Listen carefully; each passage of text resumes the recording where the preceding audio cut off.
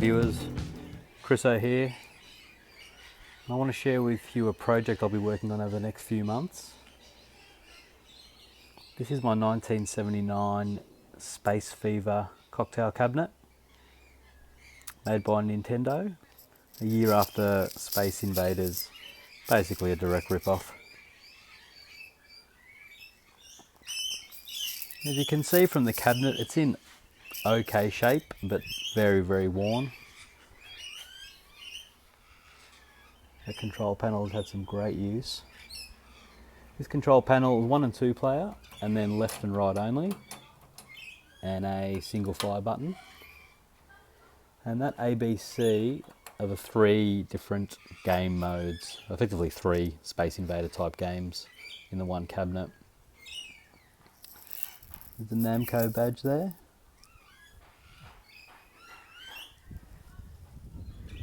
The coin mechanism, I've cleaned it up a little bit, but it's still not working. It hasn't got a real smooth operation.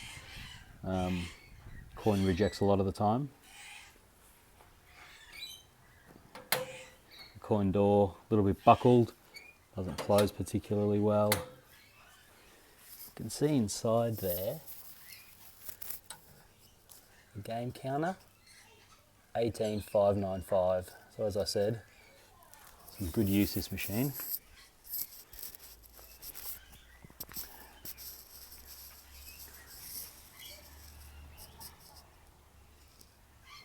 Nintendo, 100 volt, 73 watts.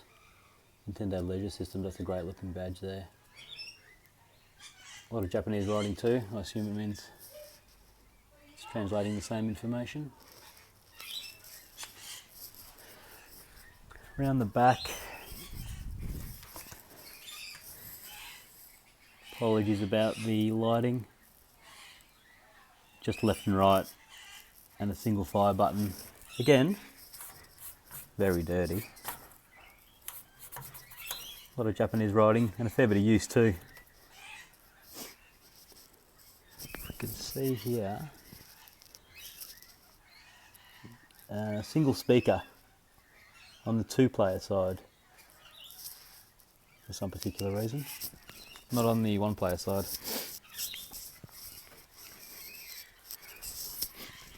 No badges on this side, but the locking mechanism, I have that, I just don't have the key for it. The condition itself, a lot of tarnishing, paint chipping off in lots of places. As I said, this door's buckled, but not rusted through anywhere, and just a lot of light surface rust. These will polish up again nicely, but they're pretty oxidised at the moment. The top, the glass, you might be able to see that, very, very scratched up. That won't be polishing out anytime soon. I'm missing one of these clips around this far side here, and I've been looking around for another one, but they're pretty hard to get, as you'd imagine, so I might just have to make something up for there, which is fine.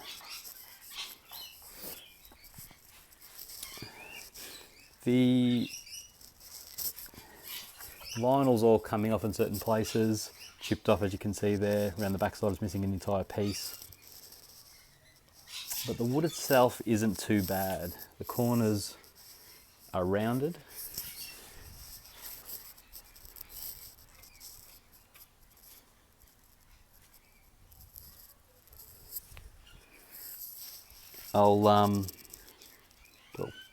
I'll flip open the lid and we'll have a look inside.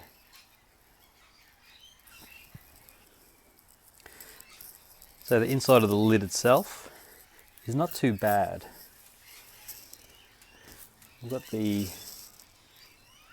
original Japanese, they're not really instructions, they've got guidance as to the dip switch settings, contrast and brightness on the screen, CRT screen. And on the other side here we've got micro switch labelling,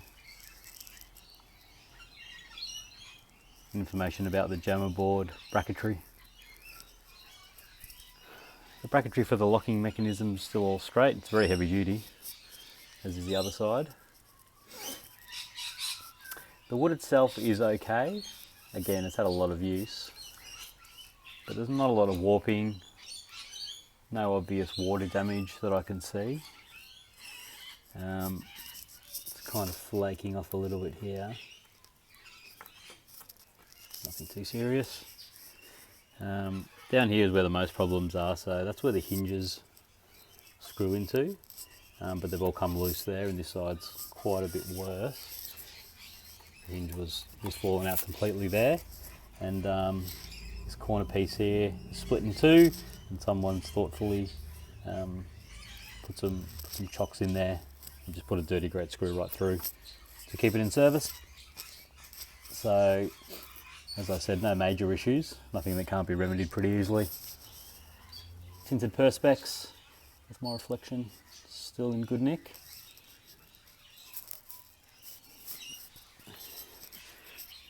Let's have a look inside the cabinet itself.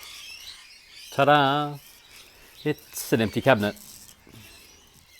I got this cabinet about 15 years ago, and it was missing quite a few pieces when I got it. And I really didn't consider the historical significance of what was left. So I ripped it all out and binned it all. I couldn't tell you what was left in there, but now there's no jammer boards, no CRT, no wiring, except for a little bit behind the control panel. No power supply. Got the micro switches and the wiring behind there. We have a single speaker. Back of the coin mechanism.